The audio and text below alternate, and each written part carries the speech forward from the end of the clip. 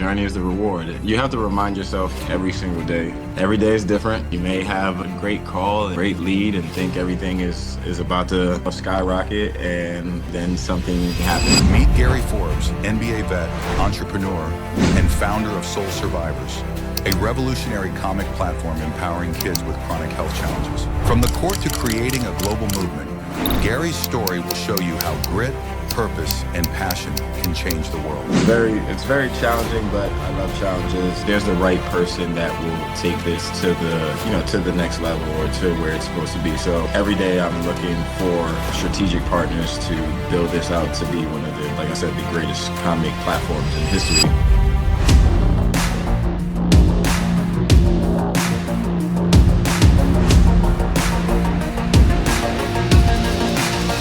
What's up, everybody? This is Ryan Van Ornum back with another Scaling Up Success podcast brought to you by Cynergists. Cynergist is your scalable operations company that helps you grow exponentially faster at a fraction of the cost. Go to Cynergist.com. Today, I have Gary Forbes of Soul Survivor. Gary, how are you today? I'm great. How's everything with you? Man, if I was any better, I'd be you, bro, man. You got all kinds of stuff happening, man. I love it, dude. So tell me what you got going on with like Soul Survivor, man.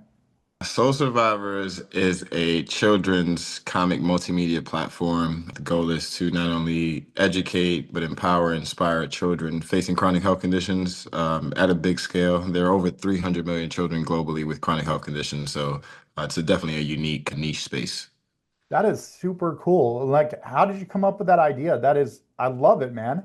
So I was a big comic book like fan growing up, and just comics and cartoons in general. Thundercats, He-Man, X-Men, Power Rangers, all these like feel-good cartoons. And going through the challenges that I face with type 1 diabetes, not only myself but in my family, I wanted to give a space or a face of empowerment and a superhero for every single chronic health challenge in the world. And unfortunately, there's so many. But yeah, I wanted to change how pediatrics and health and wellness is viewed, especially in our community and society. And yeah, just educate and continue to empower these children who need it. That is actually a really dope idea, man. That is super cool. So like as you were building this out, like, you got a platform that you built out. Like, what challenges did you face scaling this thing out, man? I always say, so I played in the NBA. I did, me and my partner, we did a home free birth. Those are all tough. Those are two tough things. But creating this platform and creating Soul Survivors, I think, has been my toughest, thing to do. Started the concept in 2018 towards the end of my basketball career. Wanted to figure out what my purpose was, here. And I know that changing or helping children should be easy, but I think the grand scope of everything I'm trying to do, I don't mind the time. I'm a big 10,000 hours, 10,000 hour believer. So I know putting in this work and being consistent and not giving up is going to pay off dividends in the goal of creating the legacy with Soul Survivors. So when you were playing the NBA, I mean, it's cutthroat league, right? So like now you come to build Soul Survivors out, and it's like it's all on you, right? Yeah. So like, do you feel that the NBA prepped you for this journey that you're on? Yeah, I think my entire life, my dad being an athlete, just our whole story being, immigrant, having to come over here and just having the mindset to, figure it out and work hard, playing in New York basketball, having to make a name in the mecca of basketball. Then, obviously the journey of fighting for 450 spots in Right. the NBA. And, there's thousands of people who are trying to fight for that. I think all of that definitely has prepared me to, be an entrepreneur where, there is no clock in, there is no clock out. Sometimes I'm working at midnight, 2 in the morning. I remember when I first was writing the chapters out, I would be up 2, 3 in the morning just because I have an idea in my head, and I would have to get it off my head before I either forget it or, just lose it or it changes. So I think all of that definitely prepared me for this. I love that, man. So like in the NBA, the definition of success is won by like Dude, I mean, everybody compares themselves and how many rings you got, right? Did you win a championship? Did you I mean, I guess it can be like, did I get to the league? Did I get to start? Like there's certain levels of success that you can look at. Now, like, how do you redefine yourself as you've transitioned from that to finding success in what you're building now? So I have a weird relationship with basketball. Even though it's cool that one of three players, the only Afro-Latino, made it to the NBA. It's only been about 5,000 people in the history of the world to play in the NBA. Right. I still didn't feel I did everything that I was capable of doing in the NBA and as a professional. Obviously, the type 1 diabetes, not being able to get drafted was a thing. Then the six knee surgeries and all these different things that kind of altered my career. But I know it put me into this exact space, which is my purpose. So I have a driven desire to have this my second act be 100 times bigger than me getting to the NBA, which was my own like ego-driven goal and passion and desire. Like I loved basketball. I wanted to play in the NBA, but I think this having this purpose and being able to impact and change lives mentally, physically, and however else Soul Survivors is going to do that. I think, having that as an idea, it's like, oh, if Gary Forbes can do it, so can I, kind of thing. So that's my goal with this. Is same kind of athlete driven goal. My goal is to be a New York Times bestseller and create one of the greatest comic book platforms ever in history. I love that, man. I absolutely love what you got going on with this thing, and it's so dope, dude. So, like, as you kind of look at this, like the whole comic book space has changed in the last like 15 years. It I know. used to be like I grew up reading comic books, bro. Like I was huge X-Men, okay? Hmm. So like Marvel was my jam. But the Hmm. thing is now not too many kids actually read the comics themselves. So like how are you staying in front of industry trends when you're building this thing out? So the cool thing about Soul Survivors that I intend to implement, it's not just a comic book series. That's why I believe it's an entire multimedia platform. There's so many spaces to merchandise, which I'm actually wearing one of the characters right now. I What's believe up?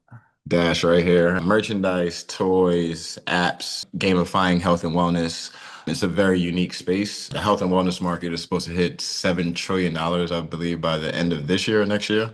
So it's a space that's really popular in a sense, and the whole premise, make America healthy again. So everyone is in. I felt it's almost like I was kind of a little bit ahead of my time. That's why it took so long for for it to start getting traction. But I think just the fact that I've created so many different avenues beyond just the comics, I think helps a lot. And the fact that none of these conditions, these chronic health conditions, have kind of a face for it in the pediatric sense or in a pediatric space. And like I said, there are unfortunately so many chronic health challenges. There are rare ones, and they also need a voice, representation out there. So I think that is my niche kind of way to combat the big comic book changes and how it's viewed and how kids. But Comic-Con is very huge every single year. They have a lot of subscribers, and people always are there. I'm thinking what, 300 to 500,000 people every single year. It's It's crazy. insane. It's insane. And it's only getting bigger and there's so many more Comic Cons that are popping up around the country as well. I love the niche that you're in with this and I love the message behind it, man. It's fantastic. So like as you're kind of seeing this thing grow, like what unique challenges are you facing that you didn't expect as you came up with this concept? Well, kind of like understanding like just business, and there's so many different ways to run this corporation, figuring out, whether it's better off being a 501(c)(3) or a for-profit company, C Corp, and all these different things. Yeah. And then just for me currently now, raising capital has been the hardest thing I've ever had to do in my life. It's very challenging, but I love challenges. And I think for me, I'm big on the whole, there's the right person that will take this to the next level or to where it's supposed to be. So every day I'm looking for strategic partners to build this out to be one of the, like I said, the greatest comic platforms in history. But yeah, raising capital has been one of the most difficult challenges. And then, building something and learning every day, it's also unique. I don't have all the answers, and not having that mindset of, just because I didn't know something, it doesn't really set me back. I learn from that and it gets me better. And one of the things that, man, you came from such, like, you get response immediately on what you need to improve on in the NBA. You have so many coaches around you, have so many Yes. scouts, so much analytics behind it, and then you go to like this entrepreneurial space. You're like, what the hell? Like Right. who do I bounce these questions off of, right? Like, how do you deal with that, man? Because it's almost a culture shock of what you're building. Would you agree? Yeah, and it's funny you mentioned that. It's like, if you're kind of, I guess, being an athlete, you're almost searching for validation or approval, in a sense, to know that you're doing this correct. It's like, you look at the stat sheet, that's your validation. It's Right, like, right, I had 25 points, I had this and that. With, being an entrepreneur, the only stat sheet that, matters is revenue. But there's so many steps before even getting to the revenue that you have to go through. And, it's, if you don't have capital from the start, that's a challenge already. And then the education or awareness to understand about different businesses, and then having the desire to go through those ringers. I've been in came up with the concept in 2018. It's 2025, and it's been 7 years, but it feels like, it feels like it flashed by so quickly. So now I'm gonna flip the script a little bit on this because I love that you built this thing out, but here's the thing. Now everything that you've learned, okay, let's take it back old school a little bit to when you're at UMass Amherst, okay? Mhm.